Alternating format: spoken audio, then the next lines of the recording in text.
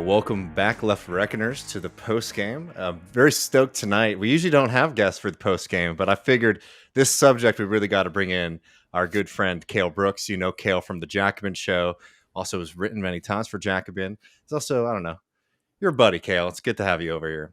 Good to be on the post game. Good to see you both. Glad that you called in the experts on MAGA communism. I'm excited to give you all my wisdom on this. Well, this is one of those things so we did one on this a little while ago, and usually when these kind of internet things come up, I refuse to do anything on them because I think they're tedious. I'm also not a comedian, so I can't dunk as well as other people, but it just keeps on coming up. And this really is just like a treasure trove of bizarre takes. So I wanted to bring you on to talk about this. I also just want to remind folks too, Cale won't be joining us for the voicemail section, but don't forget to leave us a voicemail at 1940-289-7234. We always love hearing from all of y'all.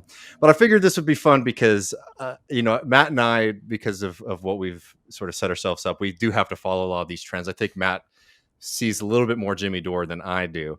I don't think we've ever done Jimmy Dore on this program before. No, honestly, I've been seeing less and less of him too. To be honest, it's been quite nice. Well, he's actually pretty out of it, as we'll see in this clip, which will be fun. But anyways, I thought it'd be fun to have Cale on because he doesn't usually follow these things too much, and introduce him to the weird and wild world of, I don't know, left. Yeah, it's fun to drag people into the muck. Like just it's like you act as if they're throwing you a life preserver, and then you actually just tug them in with it. Yeah, I'm not really on Twitter, and you guys are like, come on, just come check out what's going on. Don't you want to see? No. Yeah. I don't know why you don't ever go in this place.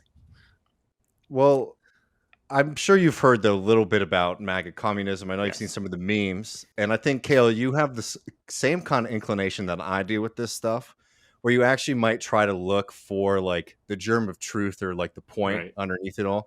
I think the compact stuff is a little bit more interesting. There's actually more to engage with here. But they do make some arguments in this clip that we're about to play. So we'll have some meat here. But I'll just tell you this, from my experience watching this, both this clip that we're about to play, watching, it's Hinkle, right? Yeah, it's Hinkle. Mm-hmm. Hinkle's appearances on Carlson on OAN. There's not too much substance here, but let's give it a fair shot and sort of investigate as to what's going on with MAGA communism. This is from the Jimmy Dore show a couple of days ago, with Jackson explaining what the concept of MAGA communism is. So I'll get this up. Now, Jackson, there's been a lot of controversy as of late about MAGA communism. And so I want you to tell us what is, because no one can really define what it is. And the people who seem to like to talk about it the most won't talk to you directly about it. So I want you to tell me what is MAGA communism? MAGA communism is an idea that I didn't come up with. Haas of the Infrared Show, who we went out to dinner in LA together. He's a good guy. I remember Haas.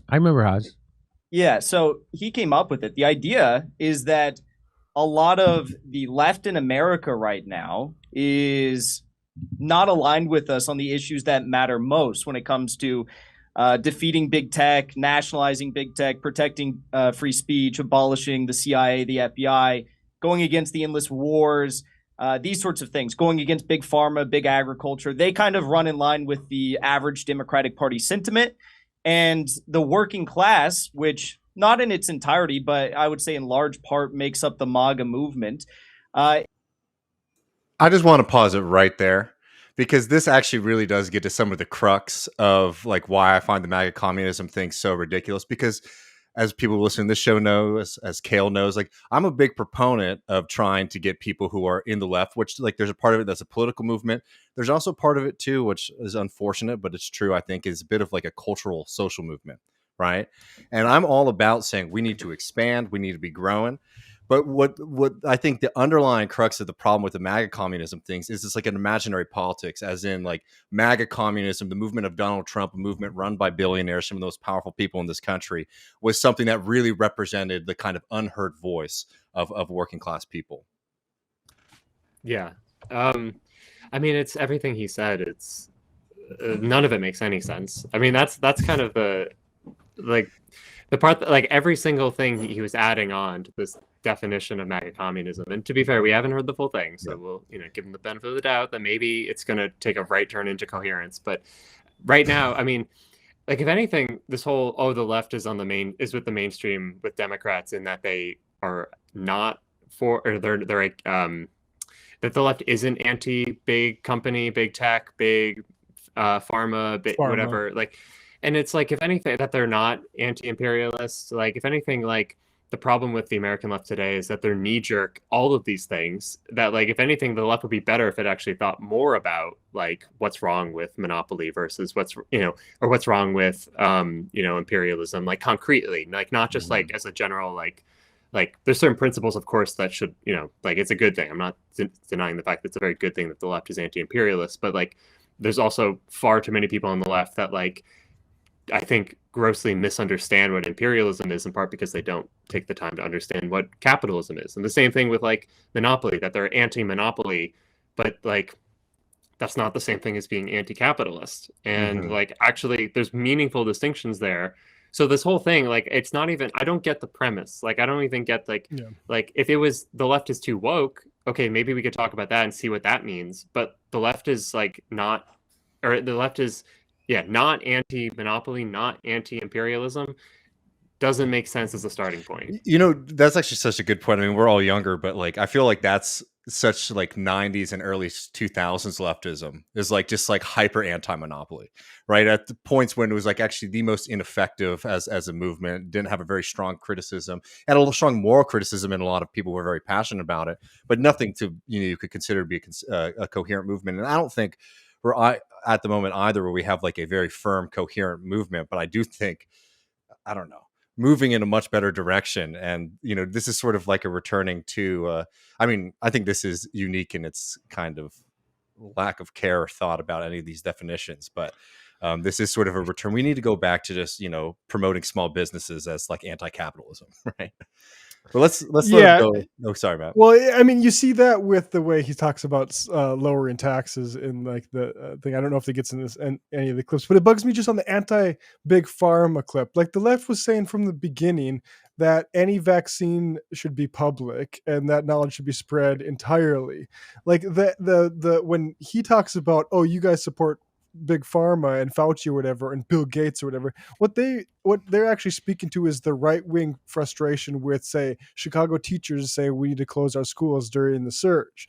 And like, look, I think it's wonderful aspiration to want to keep schools open throughout a pandemic, like Sweden did, like all these guys like to say. But the other thing Sweden has is universal health care, so they don't have in certain populations that are massively like feeling the brunt of it and telling them to go keep schools open, folks. Entirely different thing. But like that stuff just bugs me, the way that these guys, the anti-pharma thing, it's very specific. Like in order to be anti-pharma, you need to basically be a conspiracy theorist about the vaccine. Right.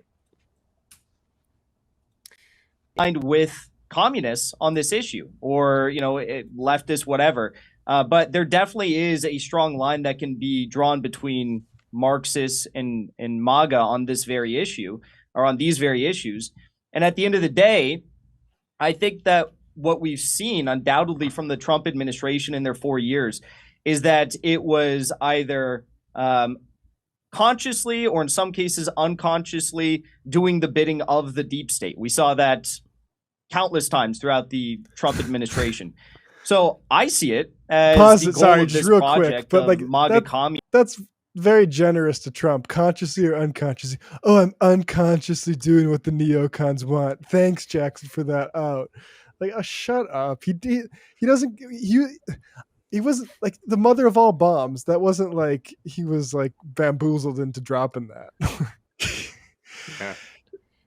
I mean, I think in some ways, like, he's obviously a very stupid representative. Like, I think like you could, and like, not that, I think we'll find that there's really no there with this, but like I think you could make a much stronger case for MAGA communism than this guy is. Like that, I mean, insofar as like, so for instance, like David mentioned the Compact article that also felt like fairly kind of vapid, frankly, sorry, but like it was a much clearer explanation of like what this is and why there would be appeal, or like what the kind of the analysis is that leads one to like get on board with this, and in a way where like there's a kernel of truth. There's also it could be convincing. It could be it's an argument at that point. And I think it's a wrong one. And I think like we can point that out, and it's like our responsibility on the left to point those out and try to make a better case. But like I think the better case that he's not making has to do with the fact that and this may or may not be true, that Trump has completely overhauled American politics. And there's either those who understand that that's happened and understand kind of the new terrain of the post-Trumpian political scene, and then there's those who don't, who are in echo chambers, who are refusing to kind of get with the program on this. And maybe that's true, although like it's very unclear. Like my follow-up would be like, well, how did Trump change politics? I don't deny that like things have changed in the last few years, but like what substantively? Like I think, and that's where it gets interesting of like, okay, to what extent did it change? And if it has changed, does it change left politics? Do we have to do something different? And no, I mean, and on this, like, okay, so like, let's say Trump changes politics in some form or another, right? And there's just like kind of raw material. Like, let's even just accept, I think, the mischaracterization that like MAGA represented like the kind of genuine interest of like the broad working class in this country. Right. Let's just drop all that for a second and just accept it just for fun. Then why attach yourself to the losers? Right? Like if the Trump movement failed, if these squishy liberals in the deep state co-opted him or did whatever they did, why attach yourself? Like, so if like the argument were to be, for example, hey, there's a lot of people who might have voted for Trump who I think we could win over to a kind of, Marxist socialist program, I would say, I agree. I think that that's a worthwhile like game to play. That's a strategy that's worth pursuing. But it's not this. It's actually saying, what if we could attach ourselves to the media nexus of Trump people? Right. And that whole like big money maker. And maybe we'll be able to, form a coalition that is able to do something about Bill Gates. Right. And again, it's always very clear as to what that is either. Yeah. But let's keep this going a little bit because this is the juiciest bit. To be able to highlight the contradictions between the oligarchical ruling class and the working class movement itself, that is MAGA, and trying to uproot the liberalism and globalism and neoconservatism that's finding its way within MAGA party politics. So that's the broad goal. It's not an effort to uphold fascism or the duopoly, as some of those people may have put it, our detractors, but it's been. Yeah. I mean, if we can all get past the fact that he has an extremely punchable face and like just take him on his word, like let's say what he's advocating for genuinely is, it's not supposed to be harkening back to fascism, like he said. Like when you look at a lot of the memes, even just what he said of like it's anti-globalists or it's anti kind of, let's just take globalists in a generous sense of like the global ruling class kind of dictating the terms of politics. When you look at the memes that like have come out where like they say this is what MAGA communism stands for, and it's like this list of things that some of them are a lot funnier than others. Some of them I think are like extremely serious, like and are like things that the left should be in agreement with. Things like leave NATO, expand basically energy production. They say oil and nuclear, but it's this like destroying like basically like duopolies, ending like monopoly power, ending global imperialism. I'm kind of just cherry picking, and it's like a long list. But the point is that like most of these things, sure, like they're fine. Like the left like should be on board with a lot of these things, like to some extent. And again, like there's nuances, whatever. That's not the point. There's two things. It's like one, the actual like what this politics is like. There's no way this is not anyone with like any sense of the world should understand this is not going to be a thing. Like this, we're talking about this because it's emblematic of a larger problem. Yeah. But like capital is not getting on board with this. Like there's not, and that's the heart of MAGA. Like insofar as MAGA is like a massive mainstream political movement, and maybe I don't want to use that term, but massive like political phenomena within American society over the last few years. Like that Trump was like, you know, had higher polling ratings than Biden has had for, you know, a good chunk of his presidency. That like, you know, Trump has received the second most votes of any presidential candidate in American history. That like there are like, this is a real thing, but like it doesn't make any sense without the backing and power of corporations, of capital. That there's nothing grassroots about any of this, in the sense of like there's no organizing from ordinary people that is building this up. That if you stripped away, if there is, there isn't, but if there is, if you somehow ripped all of that apart tomorrow, you would still have the exact same thing, basically, because that's not, there is no actual grassroots organizing holding up any of this. It's entirely based on the power of capital, and capital doesn't give a shit about any of it. Like they would oppose most of what this MAGA communism is offering. So just off the bat, it's not a real thing. Like that's not a coherent thing, even if like a lot of the actual like policies, if you want to call them that like they'll circulate in their memes, like a good leftist who cares about, you know, having people have greater standards of living and, you know, having greater democracy within their life and ending imperialism, all these things, like sure, you could agree with all that, but like this is also not a real politics. Like it's No, I mean, I think your point there about understanding what the Trump phenomenon was too, is being something that was like not just well funded, but there was capital behind it. Like the forces that really do run our society were like okay with this system. And in your small town, right? Like it's fucking the car dealership and gas station owners. And it's billionaires too. I mean, no, that's totally. true. Yes. I mean, it's just like, exactly. well, we did our first segment on this, Cale. I just went through like all the most powerful people in the country who are major Trump donors. And I think it's really important to remember, because like, you know, only certain kinds of freaks who are rich like to be in the spotlight. A lot of them just like to donate and play behind the scenes. And a lot of very wealthy, powerful people were behind and supported the Trump movement.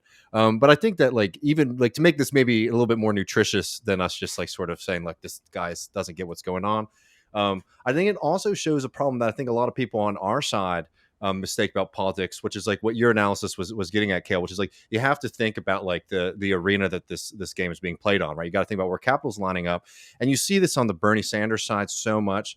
I know I've made this point to you many times, Cale, but like you have all these people who think if we just had independent media, for example, in 2016, 2020, like Bernie Sanders would have won because there's so many MSNBC disinformation things. And look, I do media. I don't think it's not true that I don't think it's unimportant to have like information for us and ideas being brought out to maybe some people who aren't as well versed in these things. But you're making a huge mistake if you think that we just had like a huge like lefty CNN in 2016 that would create a movement, because a movement you know, has to come out of something very, very different, at least to do what we want to be doing as socialists. Right. Yeah. It's just if only they heard the good word, they would have gotten behind it. But again, I think like to the credit, like the reason why the MAGA communism stuff is a thing that we're talking about at all is the fact that it is dealing with material issues, that it is dealing with mostly economic facts of people's lives that they have totally legitimate grievances about, that they actually want real change. And it has been like, and again, I think the MAGA communism, insofar as MAGA has done this generally, like the part that it's picked up on is like, you do need, like for to be effective politics, you do need to have that material base. Like that is why, despite all of like the really rancid and awful and horrible aspects of Trump and Trumpism and MAGA, that like it is actually a mass phenomena. Like if it didn't have that, it wouldn't be there wouldn't be like a base, in the sense like a voting base, not like a mobilized base, but like an electoral base. Like you have to, I think like we just like in the left, I think doesn't do this enough, but you have to assume that like if there is some kind of mass phenomena within politics, that like most people broadly are not stupid. They're reasonable, they're rational, they want good outcomes for other people. And you have to say, well, why did they support this thing? And you do have to figure out, well, to what extent does this actually speak to their situation, their economic standing, their social standing? And of course, and so in some ways, like part of the massive failure of like all of, like the right populism so far of like why like it is extremely kind of insular and small is the fact that like they refuse to actually like have economics built into any of this, that like they, you know, it's all anti-union basically at the end of the day, and anti-welfare state, anti, you know, social democracy. And so the MAGA communism thing was like interesting, I guess, about it is the fact that like there is this turn towards like economic demands, but it just exposes the fact that like this cannot ever actually cohere into a real thing, because for this to actually be a force in politics, it has to have some kind. It either needs to have a ton of money behind it, which capital's not going to do, or you do need some massive popular mobilization, which is not going to cohere around this, because it is necessarily wedded to the right. You do not have like the kind of. I want to be careful though, because like there are exceptions. You can like, I think there are versions of right-wing populism that do exist in the world. So like the BJP is like the best example of this. The far right Indian party that's in power right now. That does exist, but the point is that like it has to be this very kind of weird, incoherent collaboration, and I think there's a real risk of like that does happen. Like this isn't to dismiss, like I think MAGA communism's a stupid meme, but like this kind of formula does work and will work, and you have to expect that, like you have to have arguments against it, because it will keep coming up.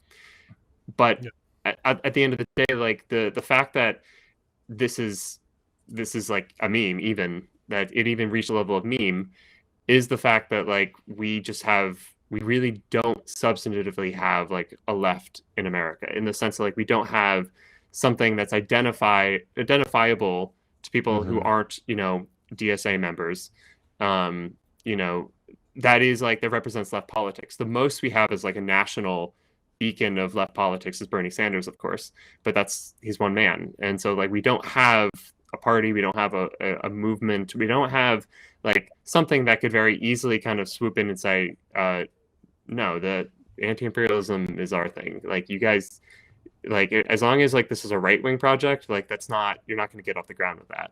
Or dealing with the corporate power, the right cannot do that, because definitionally the right is corporate power. Like that's what it means to be on the right. No, I totally agree, and I mean like having that understanding of that, it not just being, for example, like having a spreadsheet of good ideas either, but actually like doing that kind of work is crucial. This would be a whole can of worms to really get into, but I suggest people look no further than what happened in like Chile, right, where you have this like, you know, constitution, which I've said, you know, there's parts of it that I really like. I thought it was like way all over the place. It was certainly maximalist in a lot of areas. And you saw that it like got very like passionately rejected by like the general public, including by like majorities of working class people and indigenous people, by the way. And it's one of those things where it's like, you know, it takes more than just like having maybe like the right idea, but actually having some rootedness in communities to be able to, like, once you're in the hall or in the room, for example, like drafting a constitution, to be able to actually capture those things into those demands into things that people recognize can affect their lives. Because from most of the reporting I've seen from smarter lefties on Chile has been this thing is when they were talking to people didn't see how this was going to improve their life on like a daily level.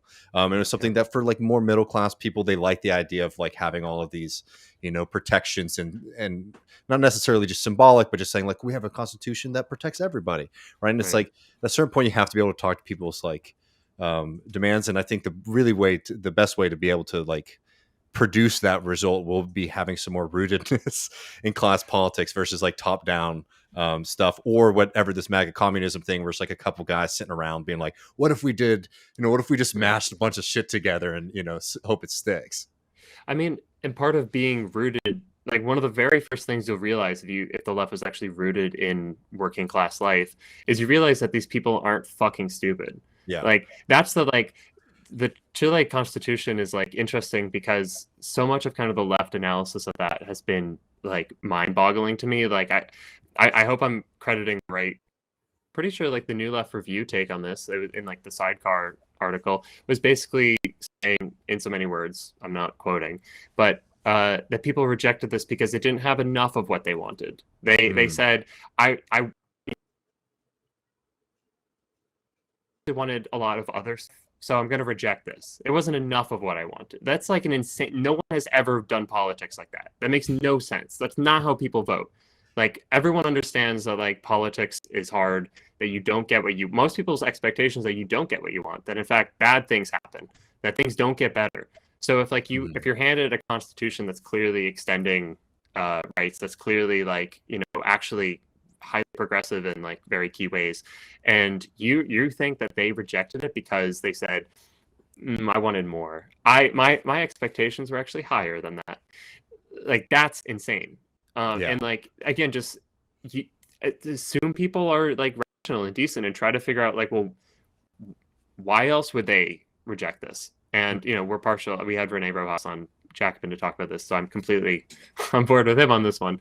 But like, that's the fundamental thing. And like, and again, as long as the left doesn't take people seriously, they don't actually take their concerns seriously, and they don't actually like try to understand what the concerns are, like what are the main issues for working people, then you're going to keep getting this like MAGA communist crap that like is like totally, it's just like at the end of the day, like we're all going to forget about this, and it's just going to be more noise, where like it's just more meaningless nothing, that like politics didn't change. Most people felt even more defeated than they did a few months ago, and there still isn't a coherent left with like a positive proper agenda that we're pushing forward. And that's not like totally on, you know, that's not the left's fault, obviously. Like, it's some of the left's fault, but it's obviously, you know, larger historical circumstances that like we have to deal with, especially in the US compared to, you know, like, you know, if we were in Great Britain or if we were in Sweden right now or something. Like, there's real objective circumstances, but like there is a great deal to which the left itself and what they do and think and act like is not actually trying to be serious about cohering a political project for the working class. Well, talking about trying to make some, you know, a cohering vision for the working class, let's get, we got a couple more of these clips before we get to the absolute gems at the end. So here's some more explanation here, and I actually I probably need to play this so I don't set it up in the wrong way. When you hear people say things like, "Oh, they're," like when you hear them say, "Oh, Trudeau is communist," right? Yes. They don't mean he's communist. They mean he's an authoritarian, because we were brought up my whole life in the United States that communism equaled authoritarianism. And so I think people conflate authoritarianism with communism. And that's why people who call themselves... There's a bit in this clip, though, so we should just get into it. But I do want to just say, this is another kind of, this is almost the exact, it's like opposite sides of this thing, but this is almost exactly what Cale was just talking about like being very condescending to working class people. It's like they don't actually understand, you know, these kind of things. They're kind of stupid, and we need, you know, it's another argument we get from people on the left, like, what if we didn't call it socialism, but we called it just like, you know, American, you know, the American People's Party or something like that, and they're like, and then we would win, right? Which, you know, I'm not against like thinking about media strategy at all, but there's this very condescending thing where it's like, if we lie to the people, we can get what we want, instead of figuring out where the people are at and how to build a movement around that. Yeah, although I will say, I do think there's an important distinction between people understanding their lives, their material interests, what they need politically, the fact that like they need healthcare, they need education, they need, you know, safe, a safe neighborhood, and they need, you know, clean drinking water, etc. Versus, you know, what people's understandings are of like what's happening over in the Soviet Union or across the world. And like, I think it is, to me, this is just kind of like a dumb guy point that he's making. Like, but it's not wrong in the sense that like, yeah, like there's been a lot of propaganda about like, you know, communism equals totalitarianism, and like that's, yeah, I mean, a lot of that's right. Like there's like a lot of like bad totalitarianism that has been married with communism, but like, and that's, you know, and that has been the thing that socialists have tried to overcome since, you know, I don't know, since the fall of the Soviet Union, or even before with like the Trotskyist tradition, etc. But I totally get you, Cale. I mean, but I will say that like there is the tension about authoritarianism, totalitarianism with like socialism and communism. But I'll just say, like, you know, this anecdotal. This is my life, but growing up, poor, working class in the South, what I would hear more often than not about communism and socialism is like, I like these ideas, but actually it won't work, or it's like permanently attached to, to losing other kinds of things, right? Yeah.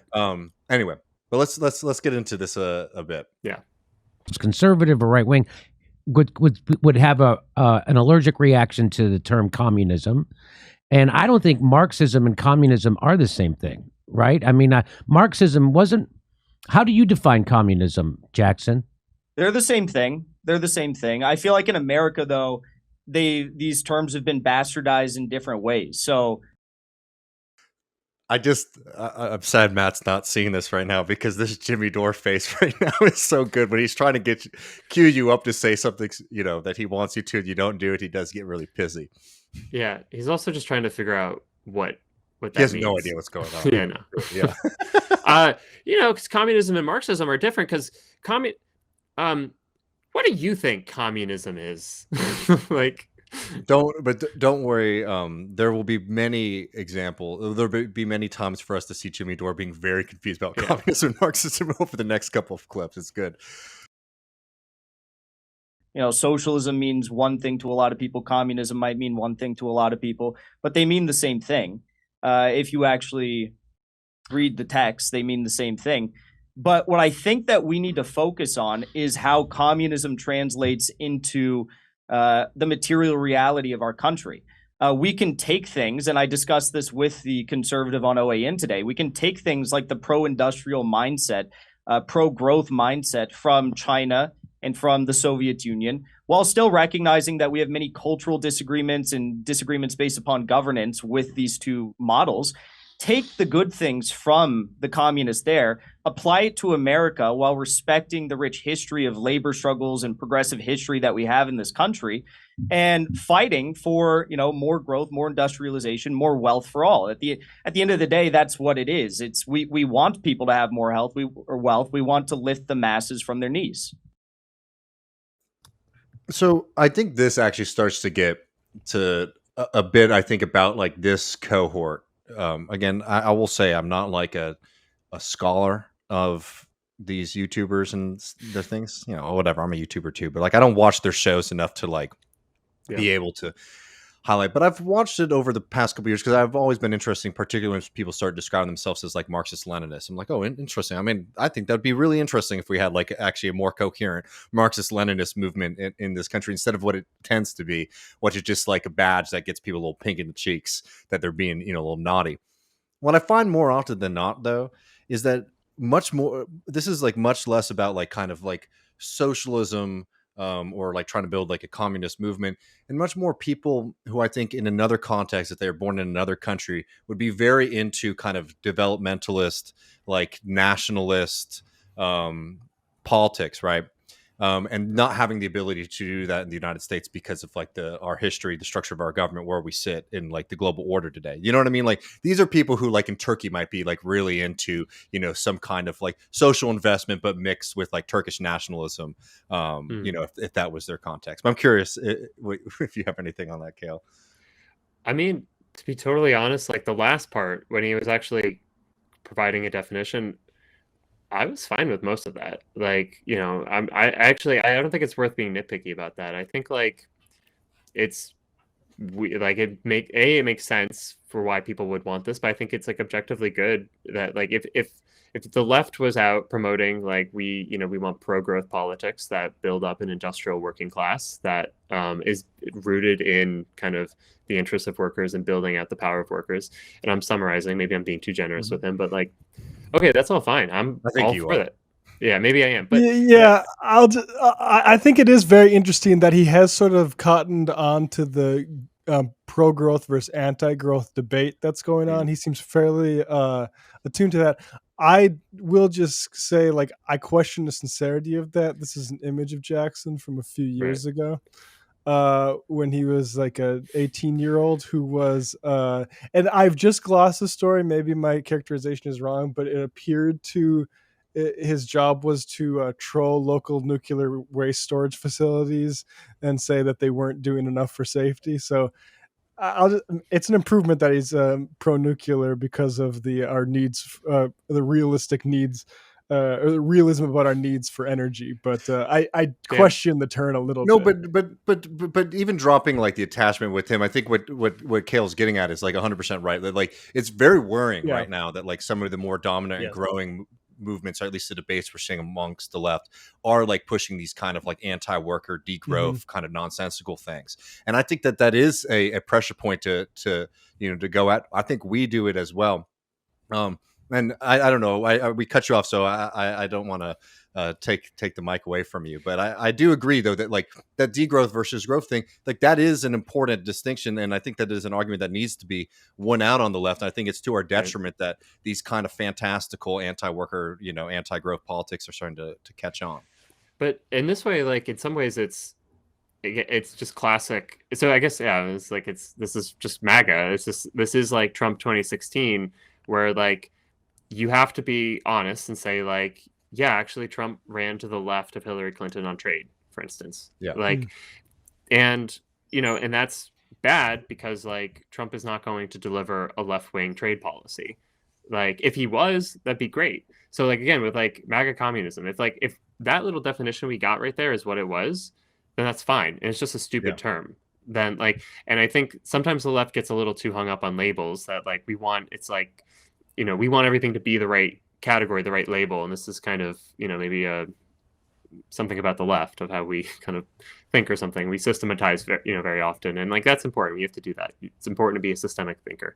However, that's obviously not just a dumb label with these people. Like the point, again, it's a failure or it's like a lack of having a real American left that like someone like that can come in, they can swoop in and say like, yeah, we want all these things. And honestly, it's not even that they can say it. I don't care. Everyone can say whatever they want to say. And this Hinkle guy in like, a better world could still exist and could still promote all these things. They would just become like a junior partner within like a left-wing political movement that says, all right, look, if you want pro-growth, then you're on board. Like all this other shit, like you're going to get voted out. Like you're going to lose those votes when we like as the, the party or the movement or whatever, is going up and down on like, well, what is socialist politics? Like debate it. If you want to be part of this project, debate it and you're going to lose. But like, if it's the growth stuff, if it's like we need, a political movement around building up the power of working people with like industrialization is tough because like it's hard to say whether if industrialization will be coming back to the U.S. But with the because it didn't just happen. Part of it was political, the deindustrialization in the U.S. Part of it was like trying to, basically get rid of the unionized labor force and then put their capital into parts of the world where they have cheaper labor. That's part of it. Some of it, has to do with, whatever. There are macro dynamics of capitalism. It's some of it's political, some of it's just kind of structural.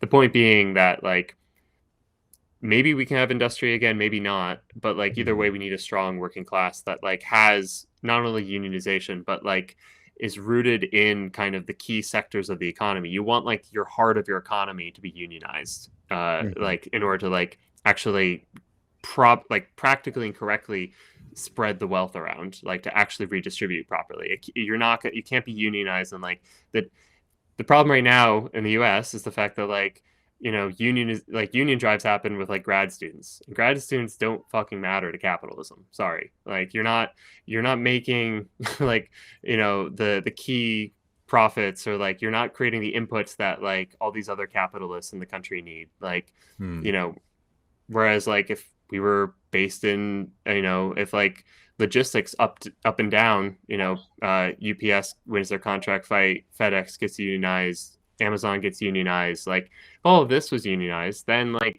you actually probably would see redistributive politics reemerge in this country.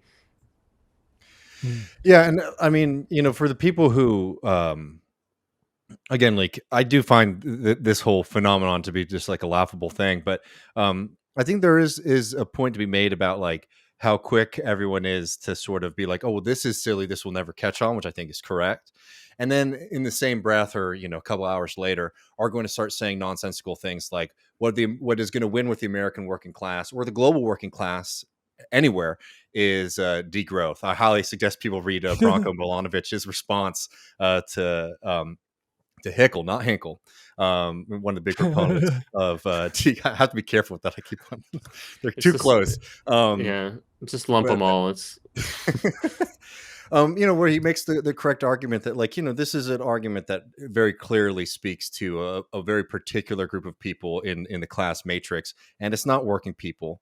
And there's a reason that, for example, you see mass amounts of immigration. People aren't immigrating and going through that arduous journey in order to have less. They're doing it because there's a basic kind of human desire, and I would argue need, to expand upon our lives and to improve our lives for ourselves and for children. And the good news, folks, by the way, is that growth does not have to come at the expense of a livable planet as much as the degrowthers try to make that argument. There are plenty of ways to promote a future that is maybe less reliant on fossil fuels, that provides more for people, that also has more abundance than the society that we're living in today. So I think it's worthwhile to point out that, like, as silly as the MAGA communism stuff is, we have a lot of pathologies in our room too right now when it comes to building popular politics.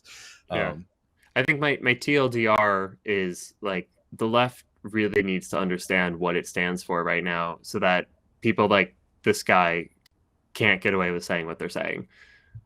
That we have a much better presentation of, like, this is what left politics means. And David, you were saying, it's not going to be like, yes, you do need all the media. You do need to, like, be able to propagate that to, every inch and every corner of this country.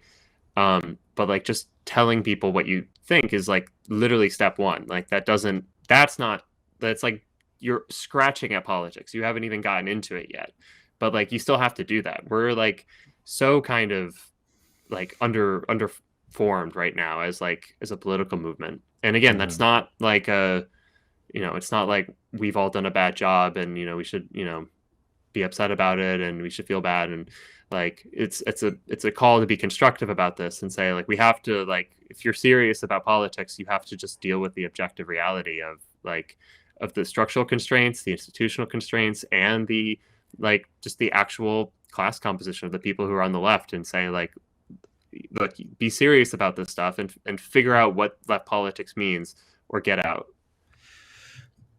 No, I totally agree, and I think that your main point here is that, like, these are the kind of weird deviations and things like this that are going to happen in a vacuum of any kind of coherent left wing movement. I do think that we've let off the kingmaker, though, a little bit too much. Jimmy Dore here. I don't want to make this drag on too long, but the last couple of clips I have are just pure Dore. We don't do Dore on this show very much. I think it'd make Michael happy to see Matt and I dunk on him a little bit. So let me just play a couple of these clips, because there's Jackson, you're not gonna make me read Karl Marx, are you? I'd really hate it if you. I really don't want to have to do that. That's actually coming up very soon. Oh, really? Yes. But let's play this first one, because I love this clip so much. Marxism takes away that choice, and they don't want to be cornered into that kind of ideology. So how would you what? So you kind of agree. To me, it's just putting a label on what Christian Smalls did in Staten Island, right? It's finding common ground with people of different political persuasions, and then uniting around those ideas. But you think is it the label, Craig, called my? Okay, we don't have to play the rest of that clip, but I love that Doors, because, like, I mean, in maybe the most, like, elementary sense, the idea of, like, what doing a union is bringing together a bunch of different people into, like, a coherent union. Unit is what Chris Smalls is doing. But yeah, no, I don't think that what Christian Smalls was doing was MAGA communism, for example, when they were building their alternative union there. Yeah. I do think that, to me, again, the biggest, most important kernel of truth, I think, in all of this is the fact, like, what they're all responding to in the dumbest ways possible, of course, but what they're all responding to is this feeling that, like, the left is exclusionary. And no argument for me. Right. So in many different facets. But so like they're not probably responding to like intra DSA beef. I don't mean exclusionary in that sense. Although like that is, you know, plenty, that's a problem too, insofar as like there is kind of like microsect culture. Like there's a great I think is it Hal Draper, he has like some great essays from like the 70s or 80s on like the problem with microsects and That is a good one. Yeah. yeah. But anyway, if you're interested, for anyone out there, that's not what they're talking about, even though that is a symptom of a larger phenomena. But there is kind of a rigidity to the left. And like, even when I just said a moment ago, like, if you, you know, figure out what the left means or get the fuck out, like, I don't mean like, you know, you're not welcome if like you don't agree with everything. It's just taking politics seriously or not, like that you actually want to change the world and you actually want to like change people's lives in a way where like they actually have, you know, yeah, more money, more security, you know, a better living standard, you know, less drudgery, all of that. Like that should be a highly inclusive project where it is, you know, like in the kind of the connection to the union drive, to like what Chris Smalls did. Like, yeah, you do have to deal with where people are at, and like the benefit of a union drive is that there's very concrete objectives to what you're doing, where you say like, you know, brother, sister, you know, you need to be with me right now on this, because like we're going to be so much stronger together in like fighting for what we need in our workplace, rather than if we're, you know, divided separately and, you know, you could be fired next week for like a bullshit reason or something, or you're just going to be stuck here for, you know, the rest of your life doing awful drudgery. Like there, like that's like there's objective things that you call people around. And it's a lot more difficult when it's just like a left political project or a left movement. That's why, you know, electoral politics have been, I think, such a great boon for the left, because it is, again, concrete objectives that you get people to get organized around. Nevertheless, like insofar as there's this conflation of like wokeness or cancel culture with the left specifically, that like that these are one to one, that like my sense is probably most people, maybe not most, a lot of people, way too many people in this country, when they hear the word socialism or leftism or something, like their association is not with like getting a pay raise or Medicare for all. It's like, oh, you are like a scold who's going to tell me why my culture is wrong. It's ultra liberal liberals. I mean, you know, a lot of people see it on that spectrum too, where it's just like the most liberal people, that's what a socialist is. Right. But to give us some like theoretical rigor, let's watch Jimmy Dore. You don't think I'm dropping theoretical rigor right now, David? Not like this, take a break from Cale's ambiguous fluff. Not like this. I mean, this is nuts and bolts shit that we're about to get from Jimmy, breaking down what Marxism and communism and socialism and all these words actually mean. Okay, so there it is. There's we still have, so that's our definition of MAGA communism. I still don't know what communism is. They say it's Marxism, but I don't think so. I think Marx was just I mean, again, I've read very little, but you haven't read Lenin, Jimmy? Come on. But correct. So you guys probably have read more than me. So it didn't Marx, all he did was really give a critique of capitalism. He didn't really lay out a new economic system. He just kind of critiqued capitalism so people understood what the F capitalism was, right? Am I wrong? As well as how we should view the world through the scientific lens of dialectical materialism. And I think that beyond anything else has taught us that if we have these common goals, then we should be uniting together on the common goals as a working class rather than fictitious party lines. Okay, I just somehow you're going to get me in trouble, Jackson. I don't know how, but somehow you're going to wreck everything. I just feel it. But okay, are you running for president yet? We'll come back to the president in 1 second because it gets very good. Yeah, I mean, I don't know. I mean, again, like, you know, obviously, I think that it is actually very true. If you do read Marx, that a lot of it is about critiquing, you know, the system of capitalism. But again, Dore comes from this place of just like a real dumb guy's understanding of what was done there. And I really would like to pin Jimmy down a little bit more on that to get a little bit more of a coherent definition of what he thinks these things are. Yeah, I mean, I honestly don't. I don't hate like Jimmy Dore's like understanding of Marx being like, oh, he critiqued capitalism and that was his primary purpose, because that is That's what capital is. Like, yeah. that's fine. I'm okay with that, and if that's what most people think it is, fine. I also am someone who thinks there's actually a ton of value, not like I think there's a ton of value in like actually reading Marx and reading Capital and understanding what the critique is, because everyone has a critique of capitalism. Like, Yes. capitalists have critiques of capitalism. Like, what the Marxian critique is very specific, and like it's actually, I think it's useful to know what it is, because it actually does have like explanatory power. It does actually try to explain how capitalism really works, and so and like a coherent left political movement would take that into account. They would take that seriously. But I'm sorry. Sorry, Cale, to be service level. I love having Jimmy Dore say, I don't read very much. Yeah. So I feel bad to do him dirty like this, this Craig Pasta fellow, because, we didn't play the full clip, obviously, for time reasons, and also that'd just be very boring. But in this actually was sort of set up as like a little bit of a friendly debate where the Craig Pasta guy does not like MAGA communism as well, and for like very basic reasons of saying that, like, if you talk to MAGA people, like, their number one enemy and the number one thing that they cite as the biggest threat to this country is not the globalists, not the deep state, but socialism and communism, which I do think is a very true point, as baseline as it is.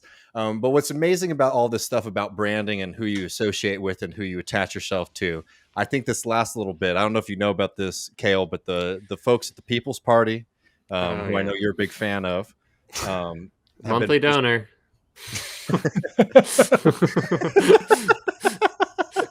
Yo, I'm a dues-paying member at the People's Party. We're forcing the vote so hard. Yeah. They've been pushing a draft Jimmy Dore thing, and I think that, again, like, if you read the stuff that they've put out in favor of Jimmy Dore running for president, the number one argument is just that he has how many YouTube followers he has, which I think should just disqualify you from political office having any. If I'm being completely honest, I include myself in that. But I don't know, this last little bit about political. The next 2024 presidential campaign, I think, is just a perfect place to end up. So again, I feel bad for doing Craig dirty, because he actually does make some decent points in this thing, but what he says here at the end is very fucking good. Oh, I'd like to say that, if you really are serious thinking about running for president, the Libertarian Party is really a party we need to be looking at, Jimmy. I call myself a leftist libertarian, and, maybe they have room for you over there, Said they're not on board for Medicare for all. But maybe I'd be the guy who changes their minds on it. So correct point from Jimmy on this, right? And then just watch what he does next, which is like the best fucking thing I've seen all week. I was thinking about running in the Republican primary, right? Just because they don't have super delegates. But I'm sure they have ways to screw you too. They have a controlled system over there too, as well. Their chosen ones are selected, not elected, as well. How did Trump get through? And that's because that's what all this is about, January 6th. Now, this is to make sure that Trump can't. Okay. So that's the political genius strategy. There is, we can't be with the Libertarian Party because they're against Medicare for all, but I'm thinking about doing the Republicans because they don't have super delegates, which again is like, it's funny because all those people are now like extremely against Bernie Sanders. Like, they hate Bernie Sanders. They hate Bernie Sanders, I think, sometimes more than right-wing politicians, and even a lot of even people like Nancy Pelosi, who rightfully deserves a lot of hatred. They hate Bernie Sanders, all that being true, it is so funny how brains broke 2016, and it's like everything there is like Bernie Sanders, Hillary Clinton. The biggest problem in this country is super delegates, which again, super delegates, nasty anti-democratic system, but it's a symptom and not like the cause. And a lot of times it's all if we just fixed the roadmap for Bernie in 2016 to be president, we'd be sitting happy right now. Yeah, it does feel like I don't watch Jimmy Dore. I try to stay out of these worlds. I don't like watching this stuff. I don't seek it out. You're welcome.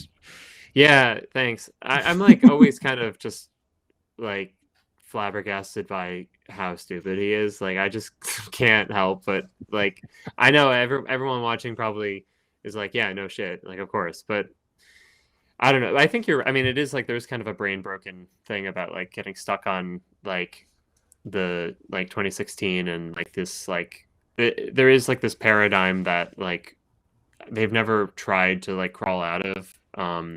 That it's like the starting point we all started at 2015, 2016. We all did the Bernie campaign. We know, but then there was years and years of us trying to figure out what left politics means, and like someone like Jimmy has spent literally zero time trying to understand what politics is in that time. And that again, I have no problem with stupid people. Like that's fine that you're Coming on stupid. strong. Yeah, I mean like that's it's just that's like that your worth in the world is not dependent on how smart you are. Like that's fine.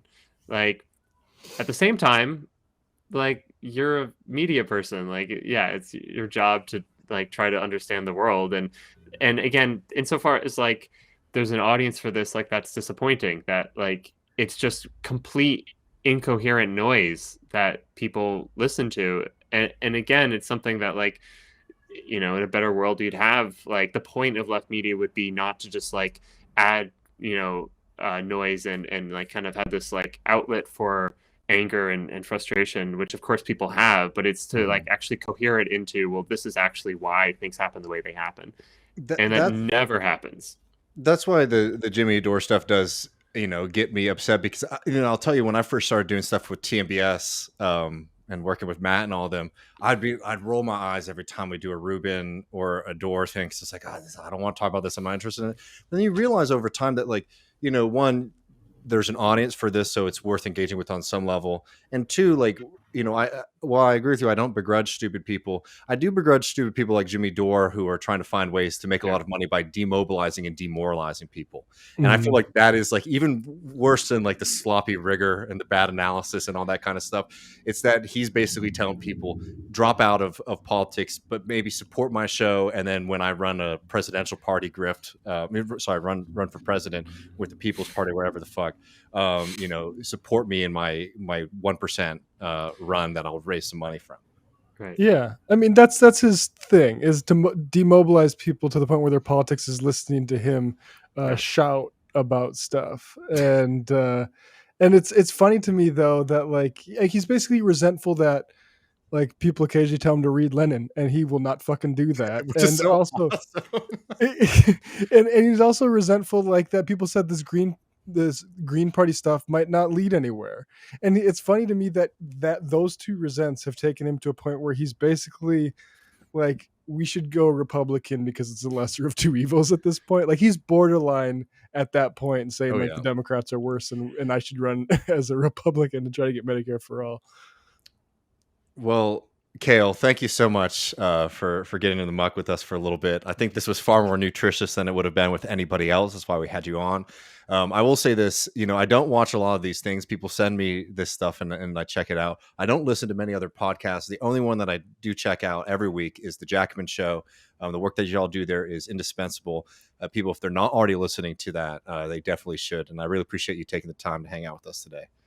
It's my pleasure. Always happy to see you guys. Happy to talk with you. Maybe not about MAGACOMMUNISM, but but I think the last thought is just like this. Like I think the left should always know this shit's going to be here. There's always going to be Jimmy Dore's and MAGACOMMUNISM, and it's just like next week it's going to be something different. But like instead of like getting surprised by these things, be like, oh yeah, there's of course there's like someone who's going to try to take this opportunity. So you should, if you don't, this is for patrons, so you're already supporting Left Reckoning, but like you as patrons should do even more. Like you as like someone who like is politically conscious and actually like already understands the significance of supporting left media that isn't just like vapid noise. You should try to like go be a good trot, get twos, buy the 1s and 2s, get people to sign up and like buy the t-shirts and like do your part. That's my pitch. Oh yeah, friend. Well, thank you so much, Cale Brooks. Good to see you guys.